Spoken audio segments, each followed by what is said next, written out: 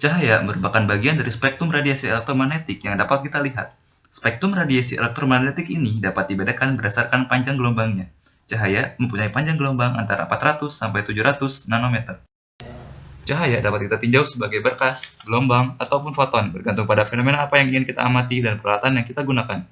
Kita anggap sebagai berkas jika lambda jauh lebih kecil daripada D dan EF jauh lebih kecil daripada ES. Kita anggap sebagai gelombang jika lambda mendekati D dan EF jauh lebih kecil daripada ES. Lalu kita anggap sebagai foton jika lambda jauh lebih kecil daripada D dan EF jauh lebih besar daripada ES, di mana D merupakan dimensi alat atau detektor, lambda merupakan panjang gelombang, EF merupakan energi foton, dan ES merupakan sensitivitas alat.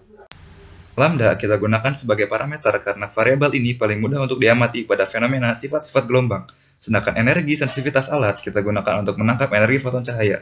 Pendekatan cahaya sebagai foton merupakan pendekatan yang paling tepat. Fermat menyatakan bahwa cahaya akan menempuh lintasan yang memiliki waktu tercepat. Dari prinsip ini kita bisa dapatkan hukum.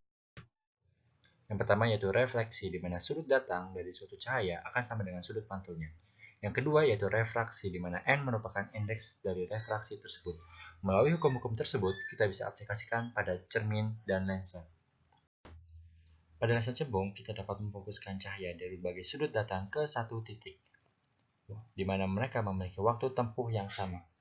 Walaupun lintasan tengah memiliki jarak terpendek, namun di sini hambatannya merupakan yang terbesar. Pada cermin cekung, kita dapat memfokuskan cahaya pada satu titik, yaitu titik A dari berbagai titik yang ada pada garis, sehingga mereka memiliki jarak yang sama dan kecepatan yang sama sehingga menghasilkan waktu yang sama.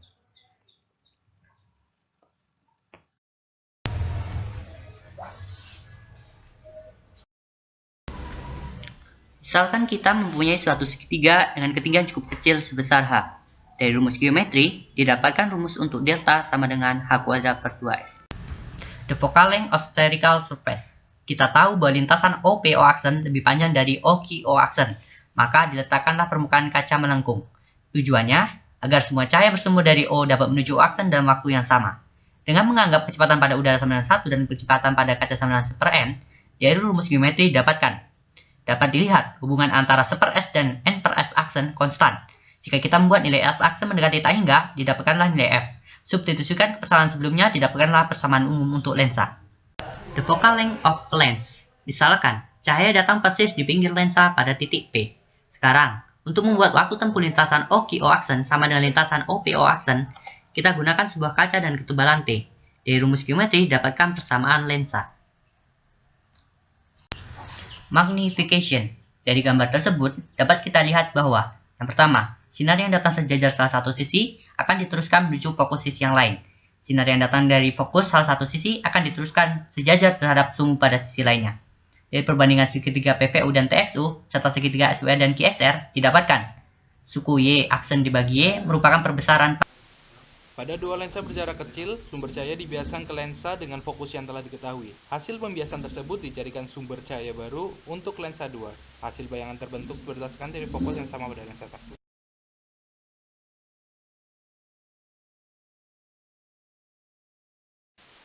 Aberasi. Terdapat aberasi sferis di mana sumber cahaya yang melalui lensa menjadi berbelok karena ketidaksempurnaan bentuk lensa, sehingga hasil bayangan menjadi blur.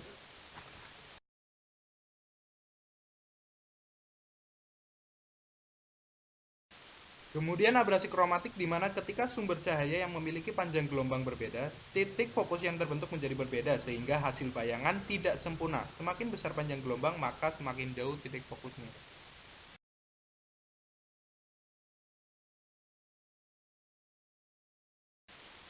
Resolving power.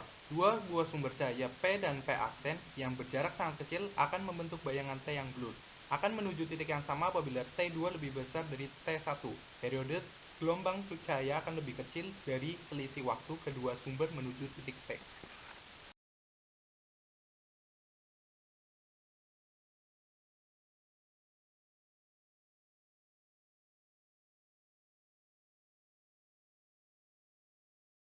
Ada sebuah sumber yang menghasilkan gelombang electromagnetic field, tetapi untuk awal perjalanannya, gelombang tersebut tidak merambat secara bebas, tetapi mendapatkan pengaruh dari lingkungannya, bahkan sumbernya sendiri. Ini disebut zona near field. Tetapi semakin jauh gelombang tersebut dengan sumbernya, semakin stabil gelombang tersebut. Ini disebut zona far field. Radiation dimulai di sini. Jika kita melihat orang yang berlari, ketika cahayanya sampai ke mata kita, orang tersebut sudah pindah posisi, berarti ada delay sebesar R per C. Hal ini juga terjadi pada electromagnetic radiation. Berikut adalah electric field equation. Suku pertama menunjukkan besaran pada near field, kedua time delay pada near field, ketiga bagian radiation, maka terbentuklah persamaan untuk electromagnetic radiation. Dengan lintasan ini, percepatan unit vektor mempunyai dua komponen, yaitu transversal dan radial. Bila perbandingan lintasan P sangat besar, maka komponen radial dapat diabaikan dan membuat jarak pada setiap T sama mengakibatkan time delay yang konstan. Maka lintasan dapat disederhanakan sebagai gerakan naik turun dengan jarak X, didapatkan persamaan sebagai berikut. Berikut adalah eksperimen untuk melihat pengaruh radiasi dalam luasan lingkaran. Diletakkan detektor D1, 2, dan 3 pada jarak R. E akan paling besar di D1, berkurang di D2, dan 0 di D3, karena efek proyeksi dari percepatan vektor yang vertikal. Dan bila D1 diputar 90 derajat, maka E akan sama dengan 0 karena medannya vertikal. Sekarang kita sampai pada pembahasan interferensi. Interferensi adalah perpaduan dari dua gelombang. Interferensi ada dua, yaitu konstruktif dan destruktif. Konstruktif saat dua gelombang memiliki fase yang sama, destruktif saat dua gelombang memiliki perbedaan fase 180 derajat. Misalkan kita punya dua gelombang Y1 dan Y2. Maka resultannya adalah dengan aturan trigonometri, maka resultannya adalah dan amplitude gelombang barunya